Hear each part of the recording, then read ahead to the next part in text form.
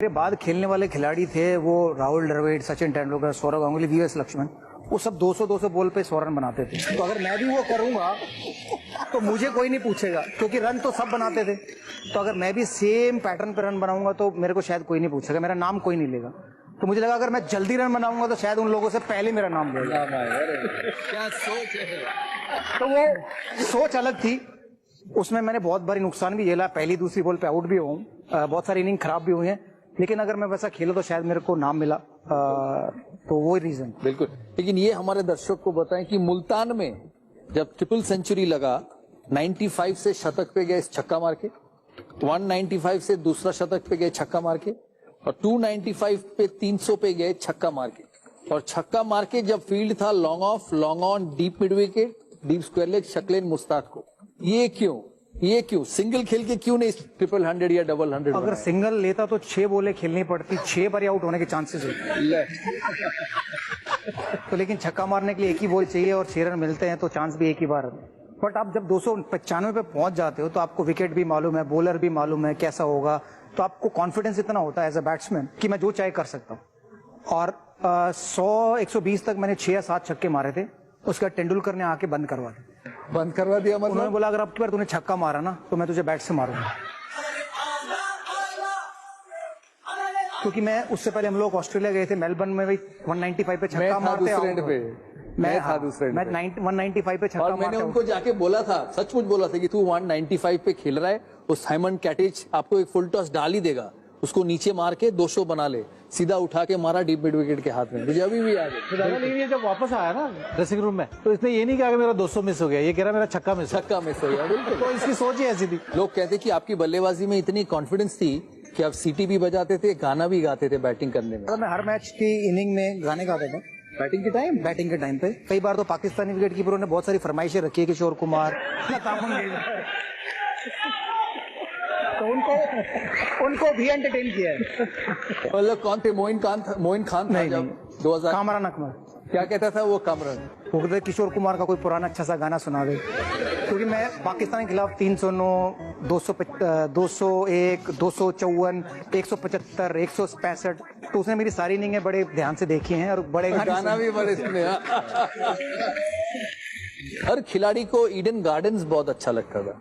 अजहरुद्दीन ऐसे खिलाड़ी थे जो ईडन गार्डन्स में कभी फेल नहीं हुए, और लक्ष्मण तो कभी फेल हुआ ही नहीं। आपका कितना शतक है ईडन गार्डन्स में? देखिए, मुझे तो याद नहीं है, लेकिन जब भी मैं फर्स्ट क्लास क्रिकेट खेलता था ईडन गार्डन्स में कभी भी परफॉर्मेंस किया नहीं था। अच्छा। या बिल्कुल। लेकिन अंतर्राष्ट्रीय क्रिकेट जब भी ईडन गार्डन्स में मैंने खेला है, खासकर 1998 से, क्योंकि 1996 जब साउथ अफ्रीका के खिलाफ मैच खेला था उसमें परफॉर्मेंस नहीं होता, लेकिन 1998 से जब भी ईडन गार्डन्स में इंटरनेशनल मैच मैंने खेला है, हर शतक या शतक बनाए मैंने। ईडन गार्डन्स में अगर आपने, मेरे हिसाब से शायद इस सेंचुरी का सबसे बढ़िया, सबसे इम्पोर्टेंट टेस्ट नॉक, मैं ये कहूंगा इम्पोर्टेंट क्योंकि मैं समझता हूँ 2001 में वो भारतीय क्रिकेट का जो माइंडसेट है उस टेस्ट मैच से बदला था, और वहां पे एक समय ऐसे था कि भारत वो टेस्ट मैच हार ही चुका था, और वीवीएस लक्ष्मण और हरभजन सिंह के कंधों के ऊपर वो टेस्ट मैच भारत जीता, और उसके बाद भारत का टेस्ट क्रिकेट में जो कॉन्फिडेंस, जो बिलीफ, जो बड़े टीम को हरा सकते हैं, तो उसी टेस्ट मैच से शुरू हुआ। लोग जानते नहीं है कि आप जब ओवरनाइट चौथे दिन 200 पे खेल रहे थे, तब 200 बन चुका था, तो शाम को जाके दोनों ड्रिप्स पे थे, मैं और राहुल। बिल्कुल। ड्रिप्स में क्यों? क्योंकि इतना ऐसे बड़े बड़े शतक तो आप बहुत बनाए हैं, लेकिन उस मैच में ऐसा क्या था जिससे कि आपको ड्रिप लेना पड़ा? देखिए, 2 कारण है।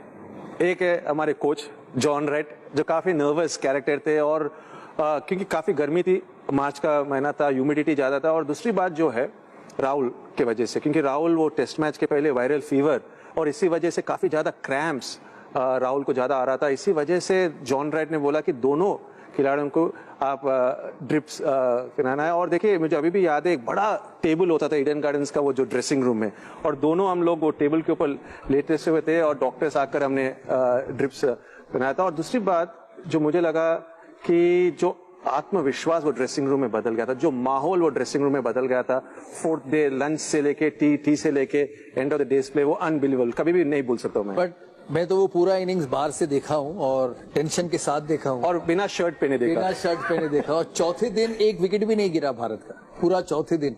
आपको कभी लगा था कि इतना फर्स्ट इनिंग्स में फॉलो ऑन मिला है और हमको अगर हम ये टेस्ट मैच हार जाते तो सीरीज ही हार जाते ऑस्ट्रेलिया के सामने। आपको लगा था कि ये जो वो ऑस्ट्रेलियन टीम उस समय जो ग्लेन मगरा और गिलेस्पी और वॉर्न वो सारे थे, कभी आपको आउट कर सकते थे चौथे दिन? देखिए, आप जब अंतर्राष्ट्रीय क्रिकेट खेलते हैं और वो भी दिग्गज गेंदबाजों के खिलाफ जब आप खेलते हैं तो आप कॉम्प्लेसेंट नहीं हो सकते और आसानी से आप रन नहीं बना सकते। लेकिन आत्मविश्वास के साथ मैंने खेला है वो दिन, और वो जो साझेदारी राहुल के साथ हम लोग एक ही बात कर रहे थे ओवर के बीच में हर एक सेशन में कि हमें अपने देश के लिए ये मैच बचाना है और जितना ज्यादा हम खेलेंगे उतना ज्यादा मौका है ये मैच को बचाने के लिए। और एक बार जानने के बाद जरूर वो पॉजिटिविटी और वो कॉन्फिडेंस था कि बड़ा स्कोर मैं खड़ा कर सकता हूँ, क्योंकि वो टेस्ट मैच के पहले मैंने 300 बनाया था रणजी ट्रॉफी में कर्नाटक के अगेंस्ट हैदराबाद के लिए, और 200 बनाया था मैंने वेस्ट जोन के अगेंस्ट। तो अच्छे फॉर्म में था और बड़े शतक बनाने की वो आदत सी बन गई थी।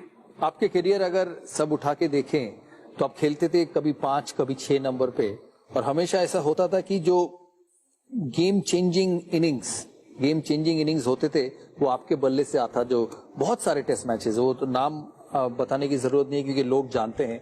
ये क्या माइंडसेट हो सकता है जब आपको पता है पर्थ में हुआ है, डरबन में हुआ है, ईडन गार्डन्स में हुआ है, एडिलेड में हुआ है 2003 में जब हम 70 पे 4 थे और वहां पे फिर आपने 170 बनाया और राहुल द्रविड़ ने 200 बनाई।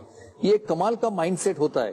तो कॉन्फिडेंस तो ठीक है, हर इंसान में इस लेवल पे जब खेलते हैं कॉन्फिडेंस होता है, वो सोचते हैं कि इस लेवल पे बना सकता हूं, लेकिन कॉन्फिडेंस रहना और उसको बनाना कंसिस्टेंटली, वो उसका क्या बात है, वो खासियत है जो हमारे दर्शक जो खिलाड़ी लोग ये प्रोग्राम देखेंगे, प्रेशर में ऐसे कंसिस्टेंटली बनाने का क्या राज है? 1983 जब वर्ल्ड कप जीते थे उस समय से मेरा सपना था कि इंडियन टीम के लिए, अपने देश के लिए मैं मैचेस जिताऊं, और उस सिचुएशन में जिताऊं जहां पे दबाव टीम के ऊपर है और मेरे ऊपर है। The best comes out of me whenever I am in that situation. और एक बात जो मेरे जहन में हमेशा रहा है, जब मैं दबाव में हूं, मैं उस सिचुएशन के बारे में ज्यादा नहीं सोचूंगा, खुद के ऊपर मैं विश्वास जताऊंगा और मेरा नेचुरल गेम खेलूंगा। क्योंकि अक्सर हमने देखा है कि जब दबाव में है आप फंसकर खेलते हैं, आप वो दबाव सोखने की मानसिकता के साथ नहीं खेलते। तो माइंडसेट कभी ऐसा सोच आया नहीं कभी? दादा ये गलत जवाब है, 12 पॉइंट मिलेंगे, मैं सही आंसर दूं। लक्ष्मण किसी को नहीं पता होगा बहुत कम कि साईं बाबा के बहुत बड़े भक्त हैं। हर एक बड़े स्कोर बनाने से पहले ये शिरडी गए हैं दर्शन करने, तो इनका कोई हाथ नहीं है, साईं बाबा का है। और दर्शन जो मेरे को शिरडी में सही तरीके से दिलाते थे वो हमारे जहीर खान साहब थे। क्योंकि जहीर खान जो है श्रीरामपुर से है और श्रीरामपुर सिर्फ 30 शिरडी बिल्कुल बहुत नजदीक है वहां से। तो शिरडी से पहले बार जब लक्ष्मण गए थे उधर, इन्होंने रिक्वेस्ट की थी मुझे कि प्लीज तू किसी को जानता है उधर कुछ करा दे, क्योंकि अदरवाइज बहुत ज्यादा भीड़ होती है उधर। तो दादा देखा, क्रेडिट सिर्फ लक्ष्मण को नहीं है, उनका नाम जो दर्शक ये प्रोग्राम देख रहे हैं उनका नाम है वेंगीपुरप्पू वेंकटसाई लक्ष्मण, VVS, जो हम बाद में वेरी वेरी स्पेशल कर चुके हैं, क्योंकि खिलाड़ी तो वेरी वेरी स्पेशल तो है, उनके साथ इंसान भी वेरी वेरी स्पेशल है। तो उसी से ये साईं बाबा से। जी हाँ, बिल्कुल। वेंकटेश्वर स्वामी इन तिरुपति, और साई जो है साई बाबा फ्रॉम शिरडी। मुझे एक चीज बताइए, वो जो टेस्ट मैच था ईडन गार्डन्स में, जब हमारे पास ना कुंबले था ना श्रीनाथ था, और आपका दूसरा टेस्ट था कमबैक, आपने पहला खेला 98 में शारजा में वनडे खेले, पहले तब 17 साल के थे जी, 17 ईयर्स। उसके बाद उस सीरीज में कमबैक करने आए और उस ऑस्ट्रेलिया के सामने, और आपके साथ और एक बड़े ऑफ स्पिनर है जो भारत के लिए पिछले 10 साल में वर्ल्ड हिस्ट्री में क्रिकेट में सबसे ज्यादा विकेट लिए हैं, 560 ऑड विकेट्स पिछले 10 साल में विकेट लिए हैं। उस टेस्ट मैच के बारे में आप बताएं, यंग थे, नया था, और ऐसे एक टीम के सामने आप खेल रहे थे जो उस समय सबसे मजबूत टीम था। दादा कुछ ज्यादा सोचा नहीं था कि ये था कि लाइफ डिपेंडेंट थी उस टेस्ट मैच पे मेरी भी, क्योंकि वो सीरीज से पहले मैं ड्रॉप था क्योंकि NCA से मुझे बाहर निकाल दिया गया। और आज इस मंच पे मैं सबको बताना चाहूंगा कि अगर ये शख्स सौरव गांगुली मेरे उस टाइम कप्तान नहीं होते तो शायद मैं आज कनाडा में होता या कहीं और होता, काम कर रहा होता। बाकी जैसे हमारे कई भाई बंधु गए हुए हैं वहां पे काम करने। थैंक यू सौरभ भाई for supporting me through out my career.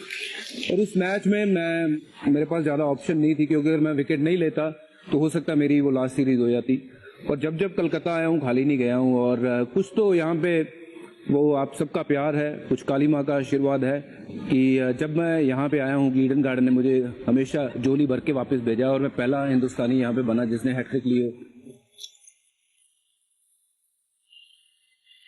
और वो मैच हालांकि वैसी सिचुएशन में थे, किसी ने सोचा नहीं था मैच जीतेंगे, जैसे वीवीएस की वो ग्रेट नॉक जो कि मेरी देखी हुई अनबिलीवेबल नॉक थी वो, और राहुल की वो पार्टनरशिप दैट वाज अनबिलीवेबल। और उसके बाद last day just about going out there and giving your best, and मैं सिर्फ वही कोशिश कर रहा था कि एक जो मेरा जिम्मा है एज ए बॉलर मुझे दिया गया है, क्योंकि पहले इनिंग में मैंने कुछ 7 विकेट लिए थे और 5वें दिन की विकेट में थोड़ा बॉल स्पिन हो रहा था, तो ये एक जगह पे बॉल डालने के लिए मुझे, जैसे आपने बोला था और फील्ड सेट जो आपने की थी, तो आई फील कुछ ना कुछ मेरे साथ वो पावर चल रही थी जो मेरे से वो काम करवा रही थी। आई डोंट थिंक कि मैं अपने आप कुछ कर रहा था। एक्चुअली आपके अलावा शायद हमारे यहाँ इतने किसी ने अंडर 19 वर्ल्ड कप नहीं खेला है, वीवीएस ने भी नहीं खेला, सहवाग ने खेला है, बज्जू खेला है, हम कभी हम अंडर तीनों 19 एक साथ खेले थे दादा। 98 का वर्ल्ड कप था, हम तीनों एक साथ खेले। 6 मैच थे, 5 बार इन्होंने मुझे रन आउट कराया। 6 में 5 बारी कैसे run out, yes no yes no. आप तो मिडिल ऑर्डर में खेलते हाँ, मैं नंबर 4 पे खेलता था, ये नंबर 3 पे खेलते थे। थे। अच्छा, तो बज्जू भी वो वर्ल्ड कप खेला 98। हम लोग एक वर्ल्ड कप खेले, ये 3-4 वर्ल्ड कप खेले, वो फर्क इतना ही था। ये कहते थे कि यूपी से 3-4 खेल लेते थे। हाँ, यूपी से मैं इन्हें कह रहा हूँ मैनेज कैफ कर का तो उम्र ठीक है, लेकिन यूपी बाकी को एक अलाउड है एडिशनल खेलना। यूपी को अलाउड है। यूपी को अलाउड है।